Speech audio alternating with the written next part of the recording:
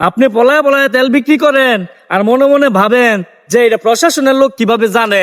ভাই রে ভাই, যারা কিনা অবৈধভাবে তেল বিক্রি করেন তাদের জন্য আজকের এই ভিডিওটা। আপনি হয়তোবা ভাবতেছেন যে আমি তেল বিক্রি করি, এটা প্রশাসনের লোক কিভাবে জানে, এইটা প্রশাসনের লোক কিভাবে জানে। আজকের এই ভিডিওটা দেখলে অবশ্যই আপনি বুঝতে পারবেন, শিখতে পারবেন যে প্রশাসনের লোক এই বিষয়টা কিভাবে জানে। আগে ভিডিওটা দেখেন আর অবশ্যই গাইস আপনার মূল্যবান মতামত এই ভিডিওর কমেন্ট বক্সে জানিয়ে যাবেন।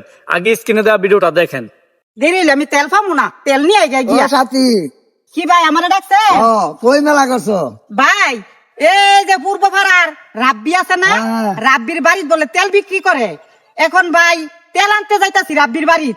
কও কি তুমি? ও ভাই পাম্পের মধ্যে গিয়ে মানুষের তেল পায় না, আমিও তো ভাই না। 5-7 দিন ধরে রাব্বির ভাই তেল পাচ্ছে। ভাই আমার এনে দেরি করেন না, আমার স্বামীয়ে ঘুমাইছে ভাই, 3 দিন গেছে পাম্পের মধ্যে তেলের লাগি।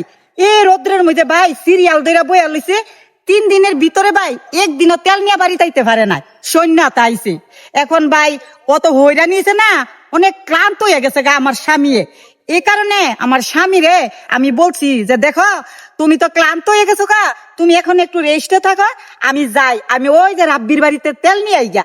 এখন রাব্বির বাড়ি বলে ভাই 300 টাকা লিটার তেল বিক্রি করে। কও কি তুমি?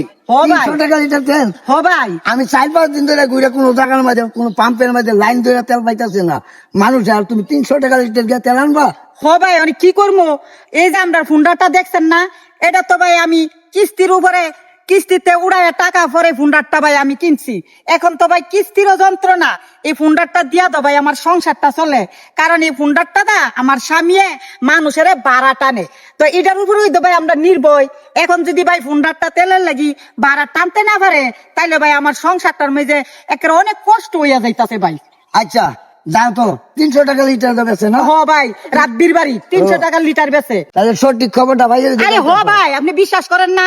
আচ্ছা যাও তাইলে। ঠিক আছে ভাই গেলাম, ভালো আচ্ছা, থাকবেন। আসার মধ্যে দেখা করো। হ্যাঁ আচ্ছা ভাই ঠিক আছে। আসসালামু আলাইকুম স্যার, ভালো আছেন স্যার?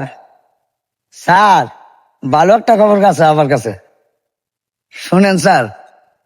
এন একটা রাব্বির বাড়ি 300 টাকা লিটার তেল ব্যস্ত আছে।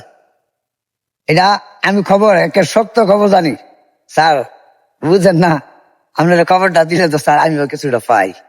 এখন স্যার আমরা সব দেবো আসে, কেউ যেন না দেয়, একদম পরিষ্কার ভাবে জামা কাপড় বিন্দা কোনো বেশ না লইয়া আমরা একটু তালাশ করে দেখেন। ঘটনাটা কিন্তু সত্য, তবে স্যার যদি সত্য হয় আরই, বুঝেন না স্যার, ধরলে তো একটা মোটামুটি কিছু লইবেন স্যার। আমার খসড়া দয়া করিয়া পাঠাই দিয়ে, তাহলে আপনার উপকার আমারও তো উপকার।